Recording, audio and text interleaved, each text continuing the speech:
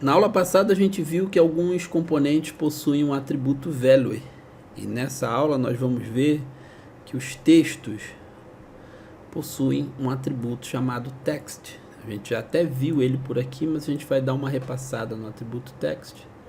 Tá? Eu vou colocar aqui um cabeçalho e 2 parágrafos.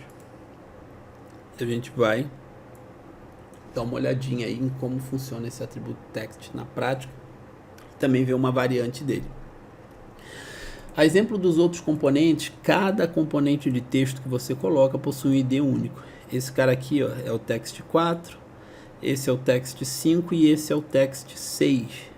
Okay? Eu mantive aqui o botão da aula passada do console values, e com ele a gente vai conseguir fazer alguns consoles dos valores, né, que a gente quer. Então já de início, vamos lá, vamos botar aqui console.log, tá? O primeiro que a gente vai ter aqui é o cabeçalho ali, né, que é aquele texto maior, cabeçalho, que é o nosso texto maior ali, que é o nosso text 4.text, né, o atributo text dele.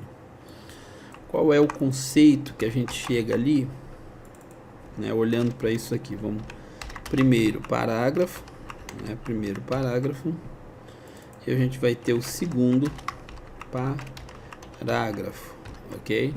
E aí a gente vai ter o text 5 e o text 6. Tá? O atributo text ele faz uma referência ao conteúdo textual do componente text, ok? Então, se a gente colocar, você vai ver que os textos aqui, né, eles estão praticamente iguais. Então, vamos botar aqui, ó, olá, né? Olá, sou o primeiro parágrafo, né? Para que a gente possa diferenciar os dois. Olá, sou o primeiro parágrafo.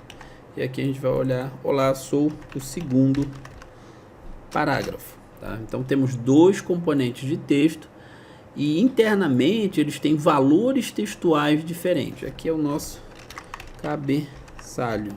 Tá? Internamente eles têm valores textuais diferentes. Então vamos dar uma visualização aqui. Tá? Ali, cabeçalho, sou o primeiro, console.log, o cabeçalho tem um valor de cabeçalho.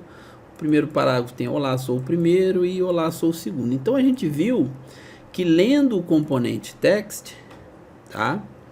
Eu consigo pegar o conteúdo textual do componente text. Então leio o atributo text do componente text e aí eu pego o conteúdo textual que está dentro dele, tá? E assim como o value, né, a gente pode também pegar aqui, por exemplo, o text 4, que é o nosso cabeçalho, e passar valor para ele aqui dinamicamente. Por exemplo, eu poderia dizer aqui, ó, título da notícia, certo?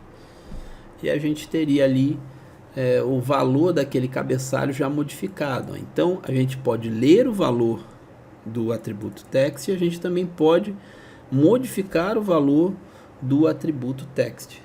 Tá? Como eu disse aqui, existe uma flexibilização e a gente pode também passar para os componentes text, né? Ao invés do atributo text aqui direto, a gente pode passar valores de HTML para ele, né? Para a gente entender isso. HTML é uma linguagem de marcação, ok? Então, se eu escrevesse aqui, por exemplo, P, né, que é o parágrafo em HTML, fechando aqui a tag P, certo? Ele também entenderia esse processo, só que como um HTML. Você pode ver que como eu botei a tag P, ele já perdeu ali algumas características, né? Então ele precisaria ali, para ele manter aquelas características, de repente ser um H1, né? Mas o que é interessante você perceber é que ele leu o HTML que eu passei e interpretou dentro do corpo do Wix, tá?